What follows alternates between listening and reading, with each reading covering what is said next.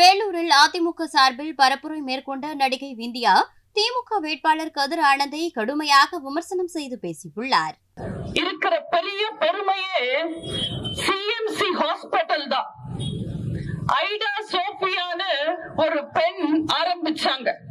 ஒரு பெண்ணால பெருமை அடைஞ்ச இந்த வேலூர்ல பெண்களை அசிங்கமா பேசுற கிண்டல் பண்ற கதிர் ஆனந்த் வேலூர் மக்களுக்கு தேவையா? திமுக பிரச்சாரத்துக்கு வந்த திமுக கட்சி பொம்பளைங்களை பார்த்து நாங்க 1000 ரூபாய் தந்தாலும் தந்தோம், ஒரே makeup lipstick fair and lovely தான் கிண்டல் பண்றாரு. உங்களுக்கு தேவையா? தம்பி கதிர் ஆனந்துக்கு தெரியல, அவங்க அப்பா துரைமுருகன் வேணும்னா மேக்கப் போடுறதுக்கும் லிப்ஸ்டிக் போடுறதுக்கும் பென்சில்ல மீச வரைகிறதுக்கும் 10,000 ரூபாய் கூட ஒரு நாளைக்கு செலவு பண்ணலாம்.